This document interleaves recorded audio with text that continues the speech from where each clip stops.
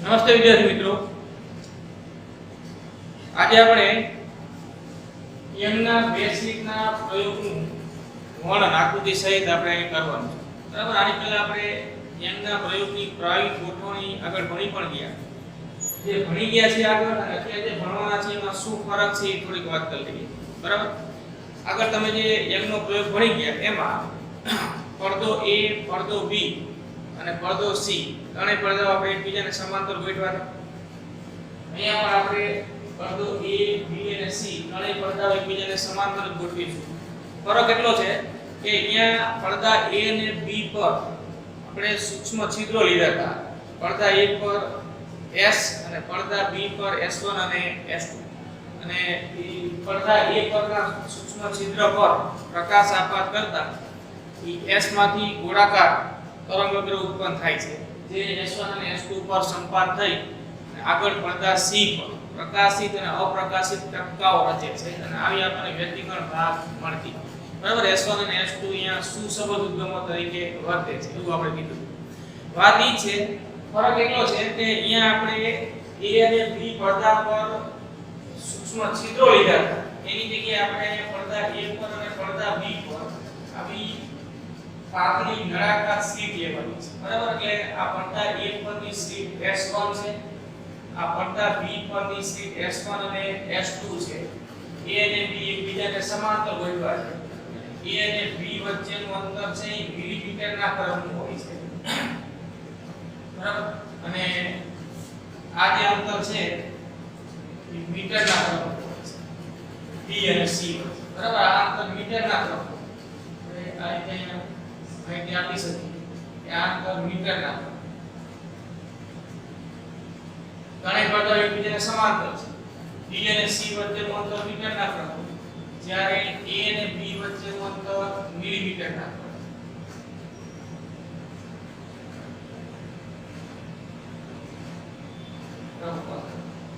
બરાબર. આ અંતર મીટરના.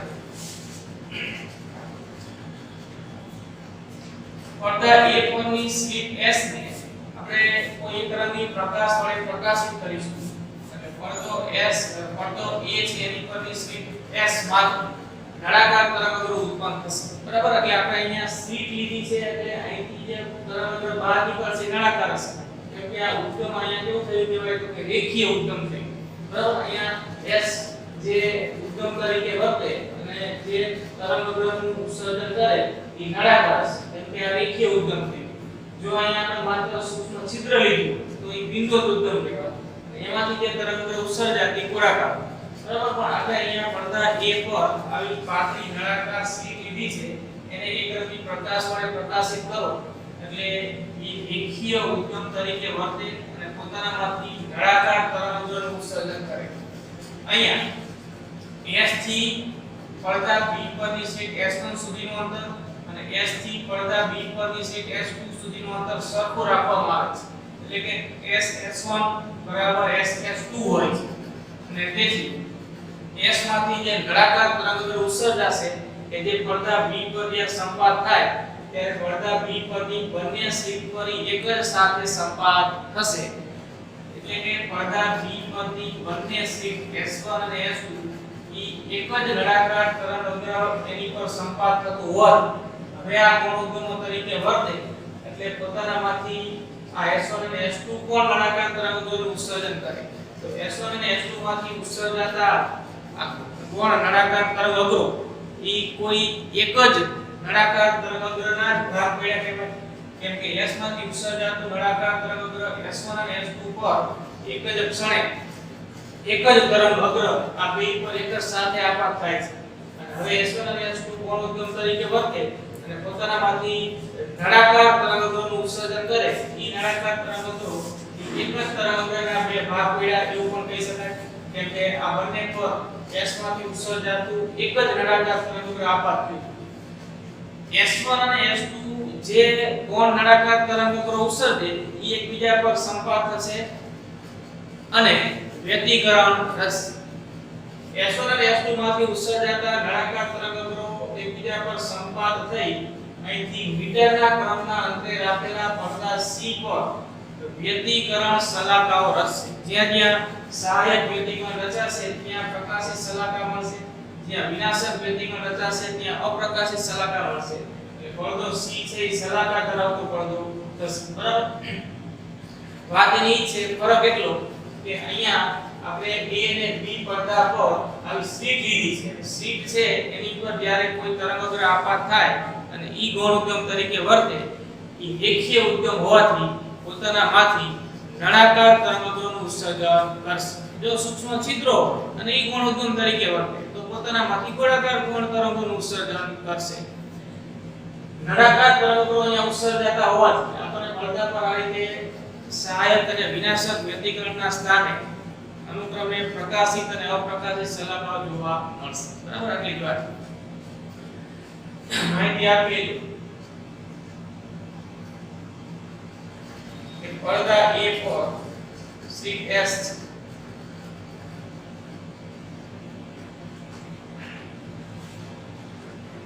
પડદા A ને સમાંતર રાખેલ પડદા B પર બે સ્લીટો S1 અને S2 છે. બરાબર. બે સ્લીટ S1 અને S2 છે. અહીંયા આ ગોઠવણીમાં S1 અંતર બરાબર S2 છે. આ ગોઠવણીમાં S1 બરાબર S2 એટલે કે A પરની સ્લીટ S થી આ B પરની સ્લીટ S1 સુધીનું અંતર અને S થી આ S2 સુધીનું અંતર સરખું રાખવામાં આવ્યું. બરાબર. પડદા A ને પ્રકાશિત કરવામાં આવે એકરંગી પ્રકાશ વડે. પડદા A એકરંગી પ્રકાશ વડે પ્રકાશિત કરતા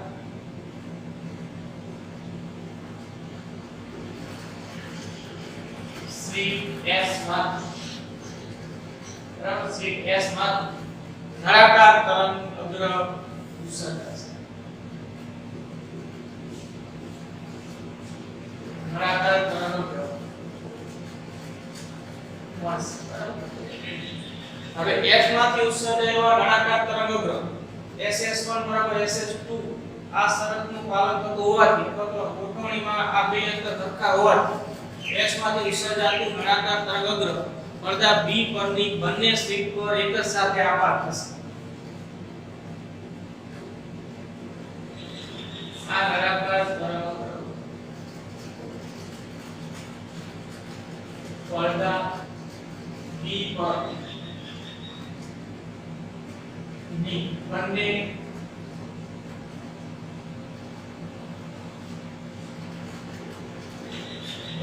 સ્લીટ પર એક જ સાથે એક જ ક્ષણે આપાત થશે. બરાબર. અને S1 અને S2 હવે ગોળ ઉદ્ગમ તરીકે વર્તે અને S1 અને S2 માંથી ઉત્સર્જાતા નળાકાર તરંગો એકબીજા પર સંપાત થઈ અને વ્યતિકરણ થશે. બરાબર. S1 અને S2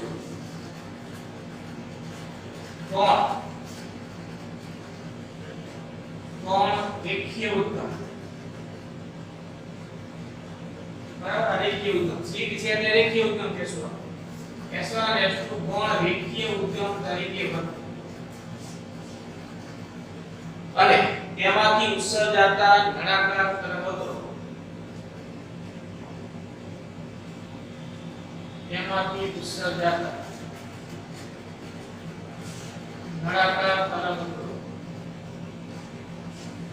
એકબીજા પર સંપાત થઈ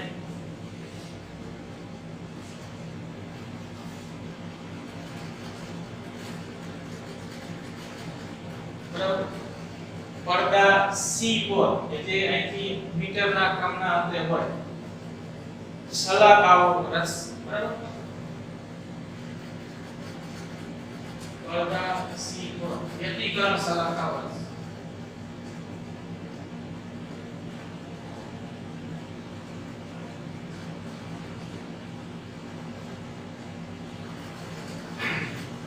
હવે આપણે પડદા C પર મળતી વ્યતિકરણ શલાકાઓની તીવ્રતા વિરુદ્ધ પડદા પરના જે તે બિંદુના પદ તફાવતનો આલેખ દોરવો છે, જેને આપણે તીવ્રતા વિતરણ વક્ર એવું પણ કહી શકીએ.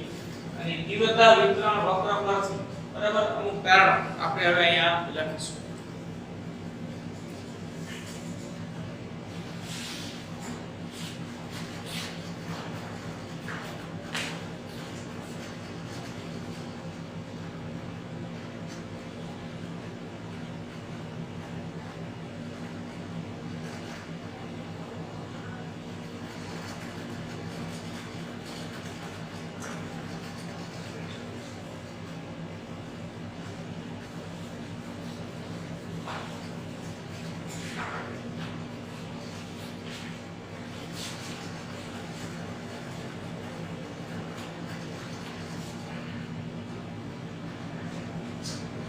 પડદા C પર તીવ્રતા વિતરણ દર્શાવતો આલેખ.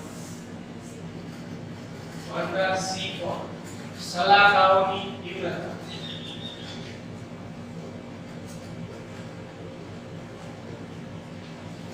વિતરણ દર્શાવતો આલેખ. બરાબર, જો આપણે તીવ્રતા વિરુદ્ધ પદ તફાવત આલેખ ને દર્શાવીશું. બરાબર, આપણે આ સ્પોટ પદ તફાવત લઈએ.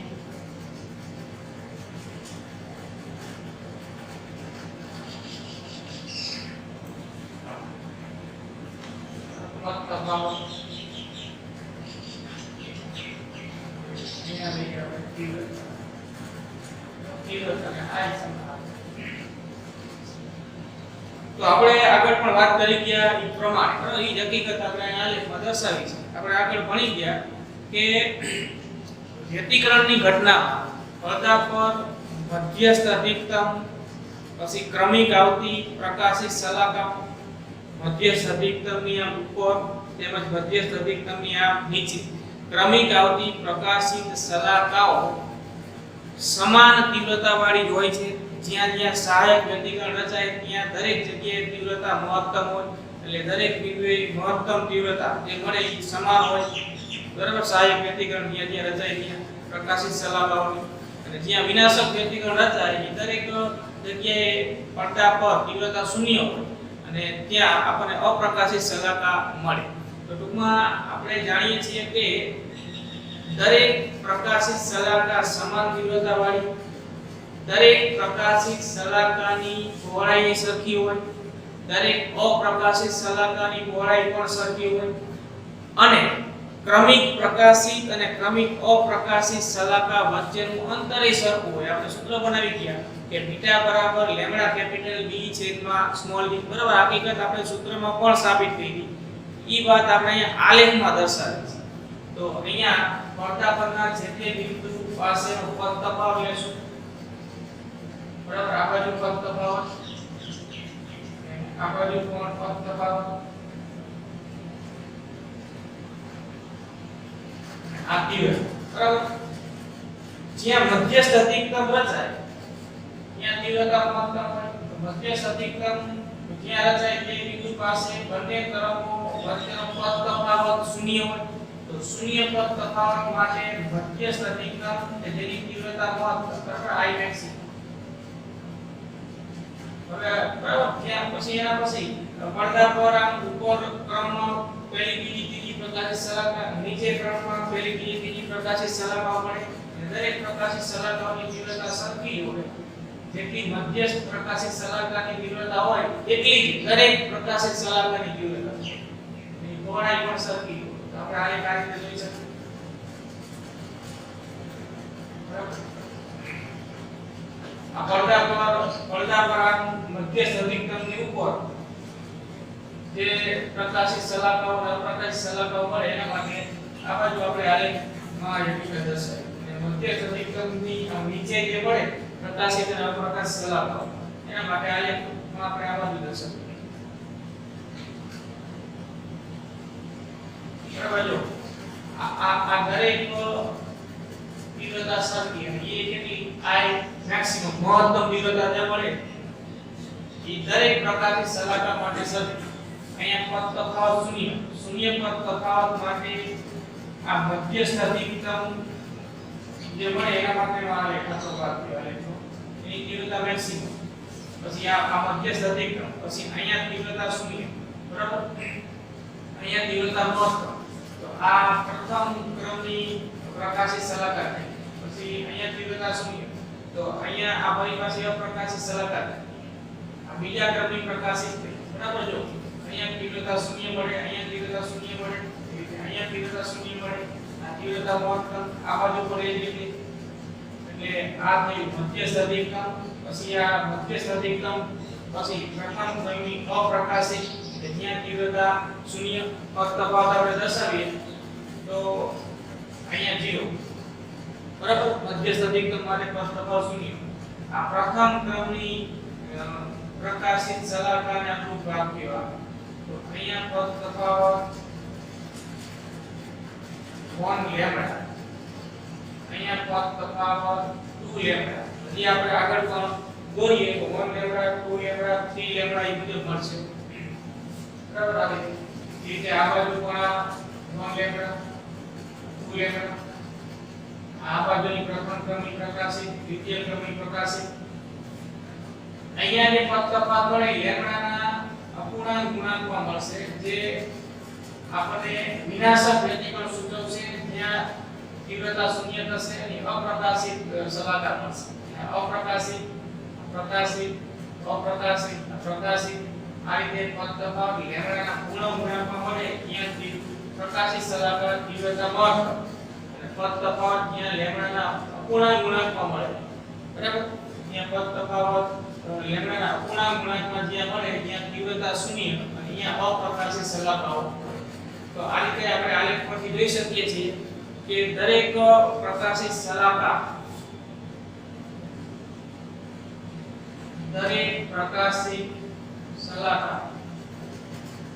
સમાન પહોળાઈ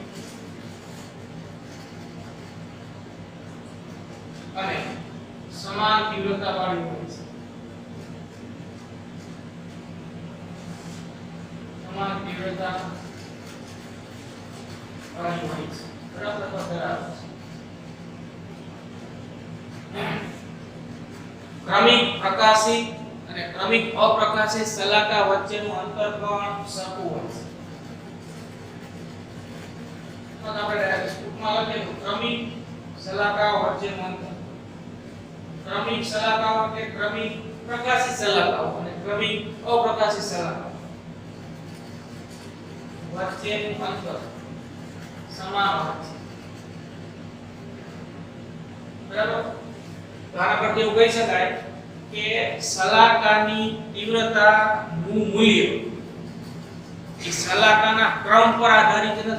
મધ્યસ્થ અધિકતમ હોય કે પ્રથમ ક્રમની પ્રકાશિત હોય કે દ્વિતીય ક્રમની પ્રકાશિત હોય, દરેકની તીવ્રતા હરખી. એટલે કે સલાહકારની તીવ્રતા સલાહકાઓના ક્રમ પર આધારિત નથી. બરાબર?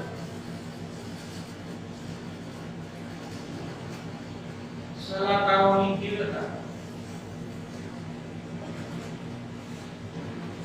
તેના ક્રમ પર આધારિત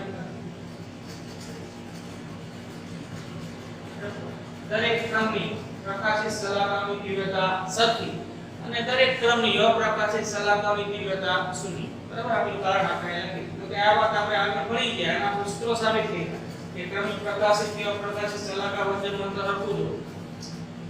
દરેક પ્રકાશિત સલાહકાઓ સમાન પહોળાઈની અને સમાન તીવ્રતા વાળી હોય છે. બરાબર? આપણે આ સૂત્ર જે બનાવ્યું કે બીટા બરાબર લેમ્બડા કેપિટલ ડી છેદમાં સ્મોલ. આ સૂત્ર બે ક્રમિક પ્રકાશિત સલાહકાર વચ્ચેનું અંતર સૂચવે છે. આ સૂત્ર બે ક્રમિક અપ્રકાશિત સલાહકાર વચ્ચેનું અંતર સૂચવે છે. અને આ જ સૂત્ર સલાહકારની પહોળાઈ પણ સૂચવે છે. તેનો અર્થ કે દરેક સલાહકાર માટે આ હકીકત લાગુ પડે છે. એટલે તીવ્રતા નક્કી હોય બધાની, દરેકની પહોળાઈ સરખી હોય, ક્રમિક સલાહકાર વચ્ચેનું અંતર સમાન હોય. એનો અર્થ કે સલાહકારની તીવ્રતા સલાહકારના ક્રમ પર આધારિત નથી. બરાબર? આલેખમાં ફરી વખત જોઈ લઈએ. આ જે શૂન્ય લખ્યું એ પદ તફાવત શૂન્ય સૂચવે છે. શૂન્ય પદ તફાવત માટે મધ્યસ્થ અધિકતમ આલેખમાં ભાગ તીવ્રતા મહત્તમ.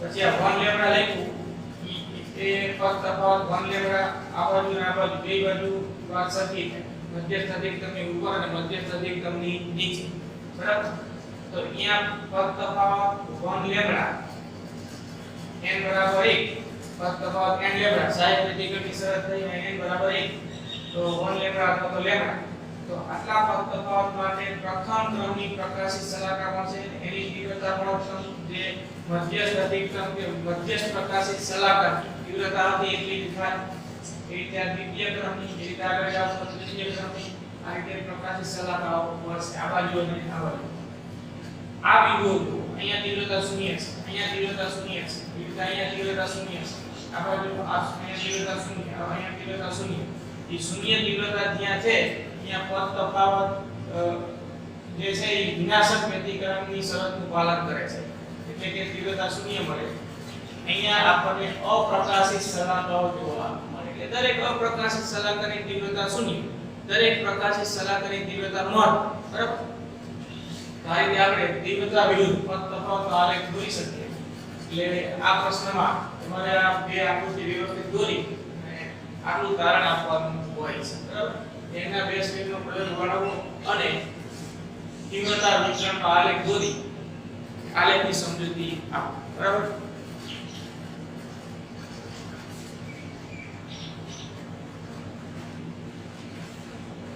દેખો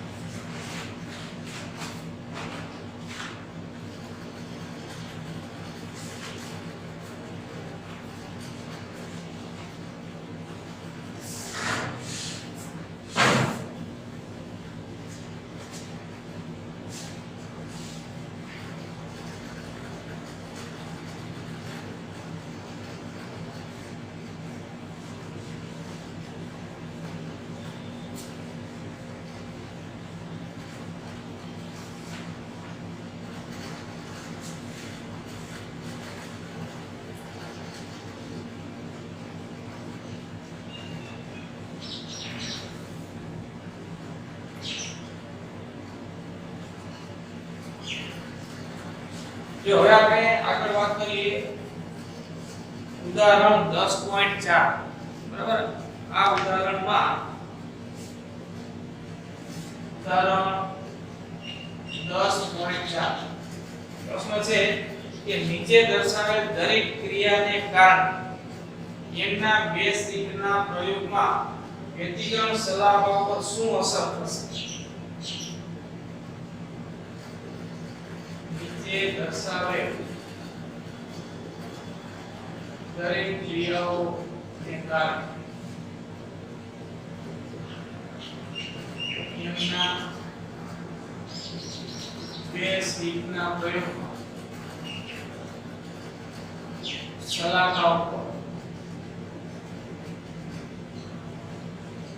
શું અસર થશે બરાબર હવે કુલ 6 મુદ્દાઓ આપણે આપ્યા છે બરાબર એમાં પહેલું છે કે સ્લિટ ધરાવતા સમતલથી પડદાને દૂર ખસેડવામાં આવે સ્લિટ ધરાવતા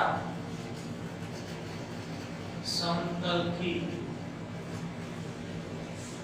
બરાબર સ્લિટ ધરાવતા સમતલથી પડદાને દૂર ખસેડવામાં આવે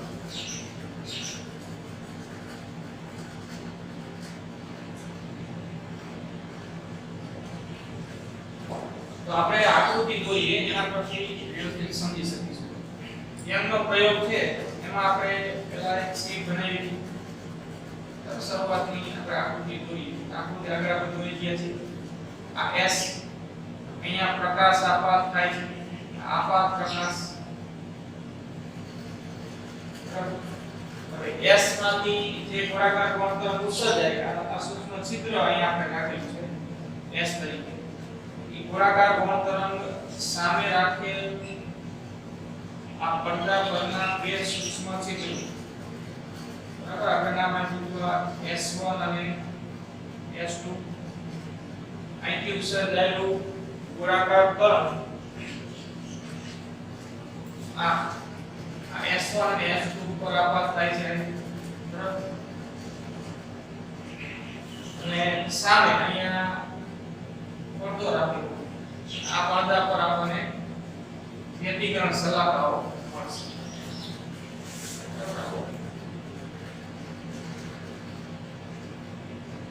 હવે આ S1 અને S2 આપણે જે પડદા પર કે જે સ્થાને S1 અને S2 બે છિદ્રો કરેલા છે જે બે સ્લીટ બનાવેલી છે અહીંયાથી આ પડદા સુધીનું અંતરની સંજ્ઞા આપણે કેપિટલ D આપેલી છે બરાબર આ બે સ્લીટ વચ્ચેનું જે અંતર છે એ સ્મોલ d છે બે સ્લીટ વચ્ચેનું અંતર કેટલું તો કે સ્મોલ d અને જે આ પહેલી સ્લીટ S જે બનાવેલી છે કે જ્યાંથી ઉત્સર્જાતું ગોળાકાર તરંગ S1 અને S2 ઉપર આપાત થાય છે તો આ S સ્લીટ ધરાવતો પડદો એવું કહી શકાય અને S1 અને S2 સ્લીટ ધરાવતો પડદો ઈ બે વચ્ચેનું અંતર છે એની સંજ્ઞા આપણે આપીએ કેપિટલ S આ અંતર કેપિટલ S છે બરાબર આ સ્લીટની સંજ્ઞા છે અને આ કેપિટલ S છે ઈ આ S સ્લીટ ધરાવતો સમતલ અને S1 અને S2 સ્લીટ ધરાવતા સમતલ વચ્ચેનું અંતરની સંજ્ઞા છે S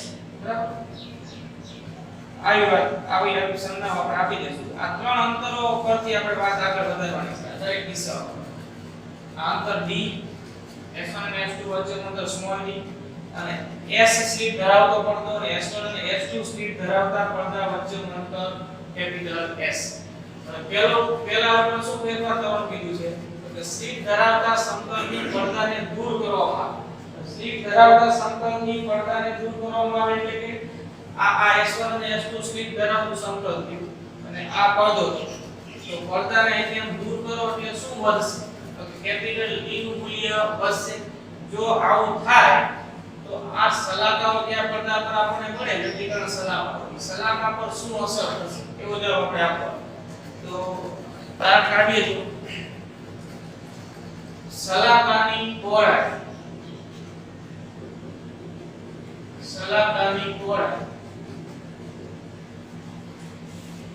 કે ક્રમિક પ્રકાશિત સલાકા વચ્ચેનું અંતર બોલો કે ક્રમિક અપ્રકાશિત સલાકા વચ્ચેનું અંતર બોલો વાત હતી સલાકાની પહોળાઈ કે આપણે લખીએ ક્રમિક સલાકા વચ્ચેનું અંતર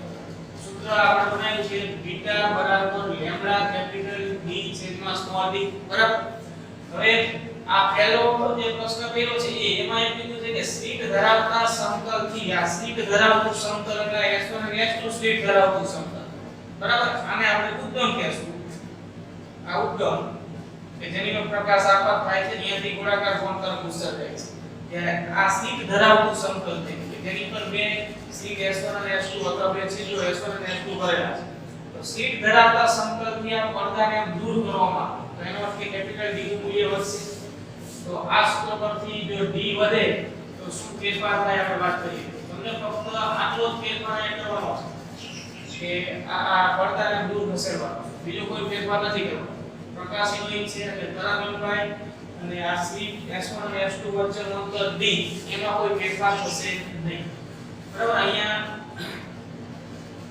લેમ્ડા અને D અચળ છે લેમ્ડા અને D અચળ હોય તો પછી બીટા ચલે છે કેપિટલ D થશે બરાબર બીટા ચલે છે કેપિટલ D એનો અર્થ કે D જો વધે તો બીટા પણ વધે બીટા એટલે સલાકાની પહોળાઈ વધે અથવા તો ક્રમિક સલાકા વચ્ચેનું અંતર વધશે માટે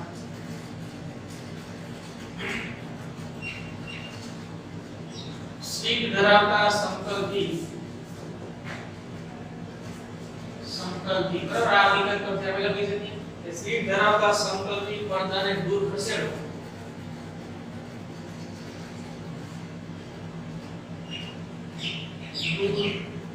ખસેડતા એટલે કે D વધે ક્રમિક સલાકા વચ્ચેનું અંતર વધશે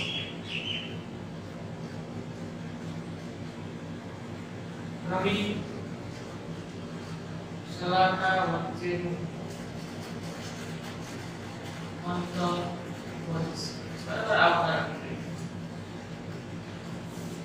લેમ્ડા અને ડી અચળ આટલું પદ અચળ લેમ્ડા અને ડી અચળ એનો અર્થ કે બીટા ચલે છે ડી ડી વધે તો ક્રમિક પ્રકાશી શલાકા વચ્ચેનું અંતર બીટા વધશે શલાકાની પહોળાઈ પણ વધશે બરાબર છે તો આનો જવાબ આ રીતે આપણે આપી શકીએ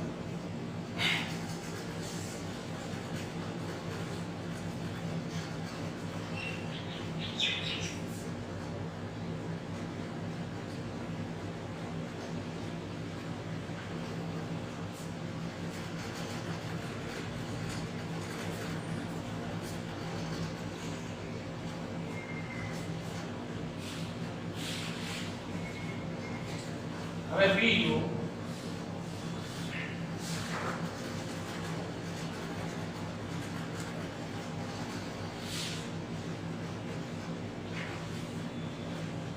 આકૃતિ આ ધ્યાનમાં લેવાની બરાબર અને આ તારણો આપણે આપી શકીશું ડી માં પ્રશ્ન કયો છે કે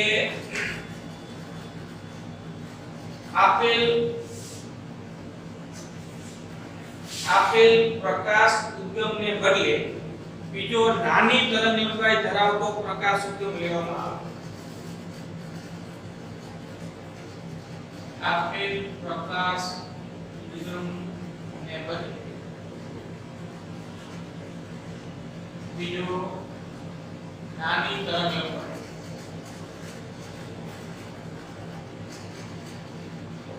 ઉદ્ગમ લેવામાં આવે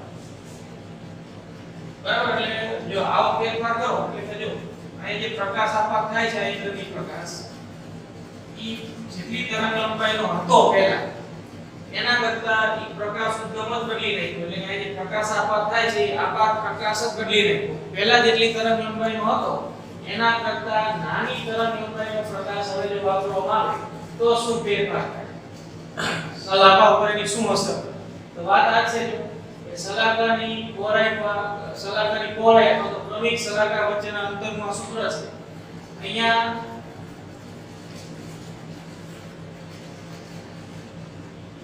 લેમ્ડા બદલાય છે ડી અને સ્મોલ ડી એટલે કે આ અંતર ડી માં કોઈ ફેરફાર નથી કર્યો s1 અને s2 વચ્ચેના અંતર સ્મોલ ડી માં કોઈ ફેરફાર નથી કર્યો એટલે કે ડી અને સ્મોલ ડી અંતર તેનો કે બીટા ચલે છે લેમ્ડા બરાબર બીટા ચલે છે લેમ્ડા માં જો આપાત પ્રકાશ જે હોય પહેલા જેટલી તરંગલંબાઈ એના કરતા જો આપાત પ્રકાશની તરંગલંબાઈ ઘટે નાની થાય તો બીટા પણ શું થશે ઘટશે એટલે કે સ્લીપ ધરાવતા આજે આપાત પ્રકાશની તરંગલંબાઈનો ઘટાડો થાય તો બીટા પણ ઘટશે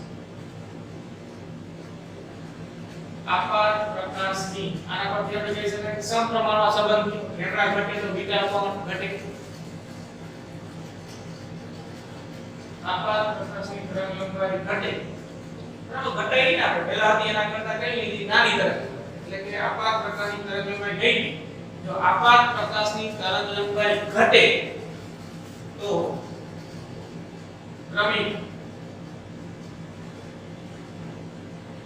ક્રમિક શલાકા વચ્ચેનું અંતર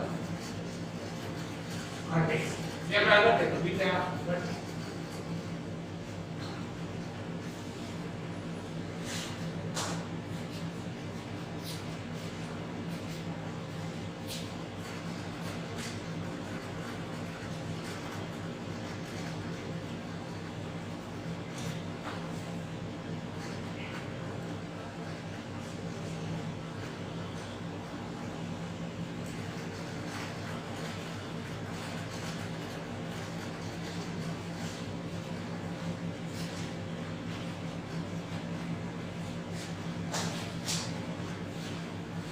તો એમાં સી નું કે બે સ્લીપ વચ્ચેનું અંતર ધારવામાં આવે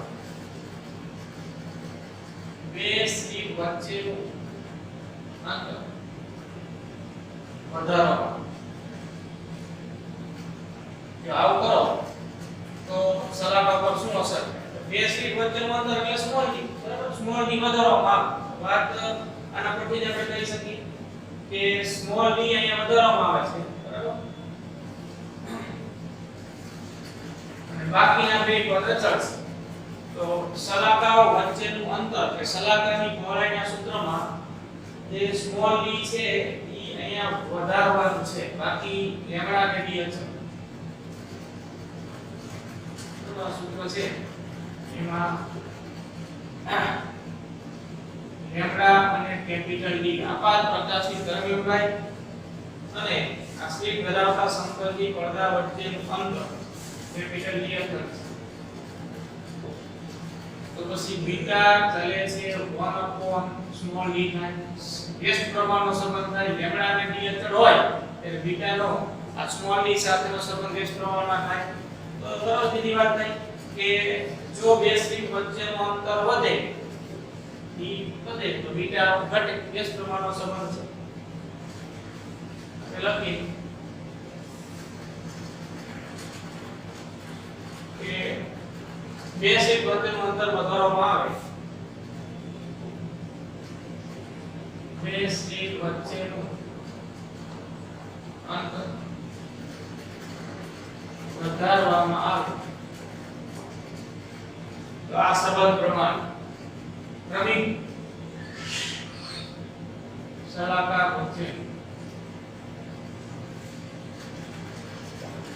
અંતર d વધે તો બીટા ઘટશે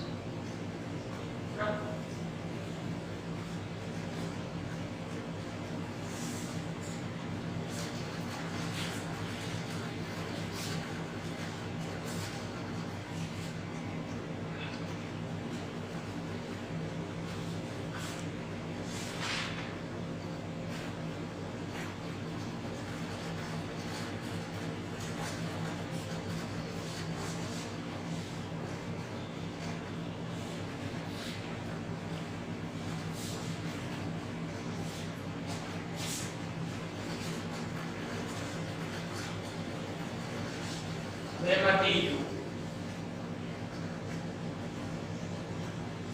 d છે કે બે સ્લિટ ધરાવતા સમતલથી બે સ્લિટ ધરાવતા સમતલથી એટલે આ સમતલ બરાબર સમતલ બે સ્લિટ ધરાવતા સમતલની નજીક ઉદ્ગમ સ્લિટને ખસેડવામાં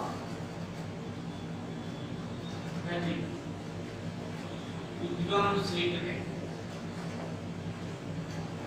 ખસેડવામાં બરાબર હવે જો આપણે આ જે છે આ બે સ્લિટ ધરાવતું સમતલ આપણે લખી નાખી દો આ બે સ્લિટ ધરાવતું સમતલ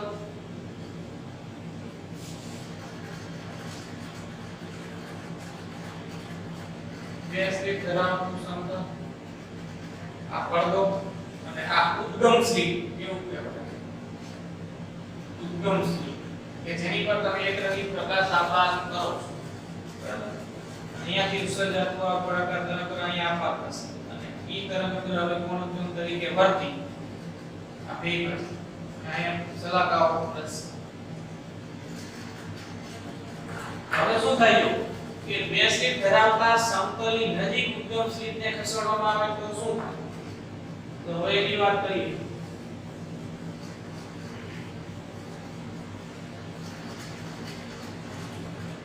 જો ઉદ્ગમ સ્લિટ ધરાવતા પડદો અને બે સ્લિટ ધરાવતા પડદા વચ્ચેના અંતરની સંજ્ઞા આપણે શું આપી છે કેપિટલ S અને ઉદ્ગમ સ્લિટનું પરિમાણ કે ઉદ્ગમ સ્લિટની પહોળાઈ એની સંજ્ઞા છે સ્મોલ s આ સ્મોલ s આની વાત કેપિટલ S અંતર અને આનું પરિમાણ કે આ ઉદ્ગમ સ્લિટની પહોળાઈ સ્મોલ s હવે જો અહીંયા ધ્યાન આપો અહીં ગુણોત્તર બરાબર જે આપણે થિયરીમાં નથી એ ગુણોત્તર તમારે ધ્યાનમાં રાખવું પડશે કે ધારો કે ઉદ્ગમનું માપ સ્મોલ s છે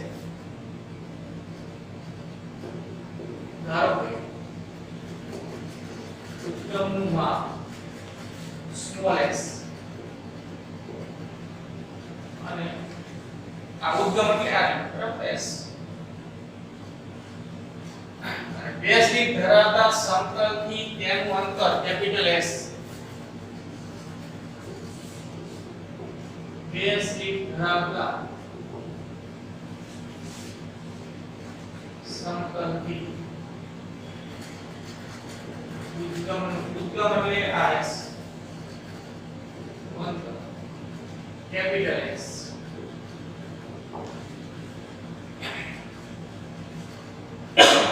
જો આ સરખું થઈ જાય આ S ને S લખો તો તમે સંજ્ઞા બીજી પણ આપી શકો, પણ આપણે અહીંયા સંજ્ઞા આની પહોળાઈ કે ઉદ્ગમ સ્લિપ નું પરિમાણ બોલો તો એ સ્મોલ s છે, અને ઉદ્ગમ સ્લિપ ધરાવતો પડદો અને બે સ્લિપ ધરાવતા પડદા વચ્ચેનું અંતર કેપિટલ S. બરાબર. અહીંયા વ્યક્તિકરણ મળે એના માટેની એક શરત છે, એ ધ્યાનમાં રાખજો. આ શરત અહીંયા ખાસ અગત્યની છે કે પડદા પર વ્યક્તિકરણ મળે એટલે કે આપણે પડદા પર વ્યક્તિકરણ સલાકાઓ જોવા મળે તે માટે બરાબર સ્મોલ s છેદમાં કેપિટલ S, સ્મોલ s છેદમાં capital S less than lambda by d, less than lambda by d થવું જોઈએ, અથવા તો આ શરતનું પાલન થવું જોઈએ. જો આ શરતનું પાલન થાય તો જ પડદા પર વ્યક્તિકરણ સલાકાઓ મળે. જો આ શરતનું પાલન ન થાય તો પડદા પર વ્યક્તિકરણ સલાકાઓ આપણને અલગ અલગ મળશે નહીં, એકબીજા પર સંપાત થયેલી જોવા મળશે. તો હવે આપણે જે અહીંયા ફેરફાર કરવાનું કીધું છે ઈ ફેરફાર કરો તો એની અસર આ શરત પર શું થાય એ ચકાસીએ. બે સ્લિપ ધરાવતા સમતલની નજીક ઉદ્ગમ સ્લિપને ખસેડવામાં આવે, એટલે કે આપણે આ ઉદ્ગમ સ્લિપ ધરાવતું જે સમતલ છે ને આમ ખસેડવાનું છે. બે સ્લિપ ધરાવતા સમતલની નજીક એટલે શું ઘટશે તો કે આ અંતર ઘટશે, બરાબર. કેપિટલ S ઘટશે.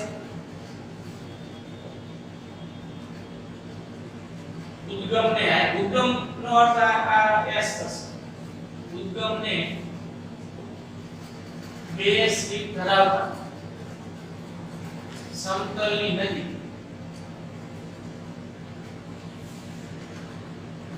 ખસેડતા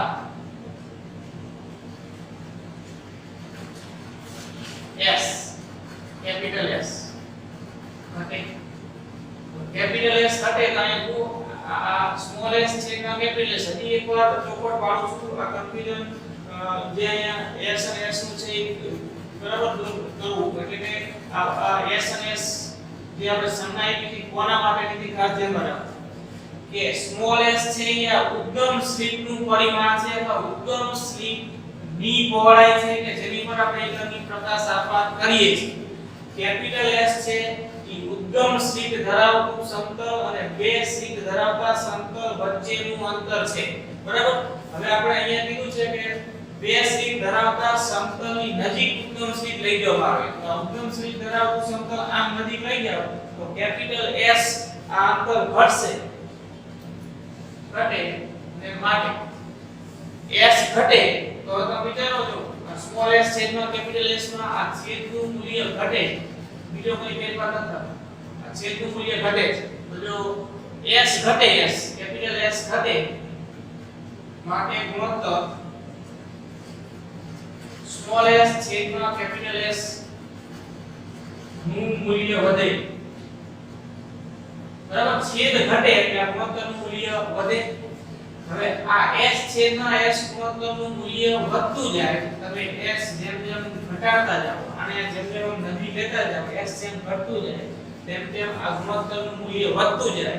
તો આ ગુણોત્તરનું મૂલ્ય વધતા વધતા જ્યારે λ/d કરતા વધી જાય એટલે પડદા પર આપણને કોઈ પ્રકાશી સલાકાઓ જોવા મળશે નહીં, અથવા તો પડદા પર આપણને કોઈ વ્યક્તિકરણ ભાત જોવા મળશે નહીં. દરેક સલાકાઓ એકબીજામાં ભળી ગઈ હોય એવું જણાશે, બરાબર. s/s નું મૂલ્ય વધે ત્યારે અને આની અસર આપણે લખીએ s/s નું મૂલ્ય વધે તેમ પડદા પર હજી આ ગુણોત્તર કરતા ઓછો છે પણ ઈ વધે છે, વધતો જાય છે. મૂલ્ય વધે તેમ પડદા પર, બરાબર, પડદા પર સલાકાઓની તીક્ષ્ણતા કે સ્પષ્ટતા ઘટતી જાય.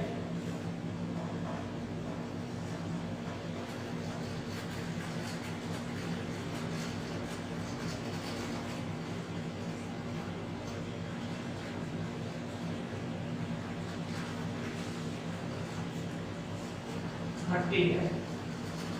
જ્યારે s/s નું મૂલ્ય વધતા વધતા λ/d કરતા વધી જાય ત્યારે હવે વ્યક્તિગત સલાકાઓ જોવા મળશે નહીં.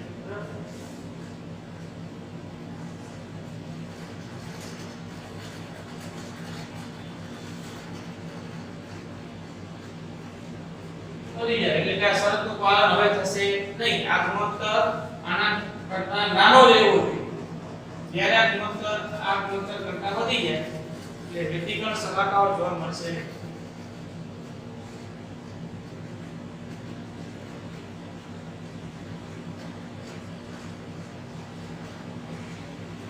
વ્યક્તિગત સલાકાઓ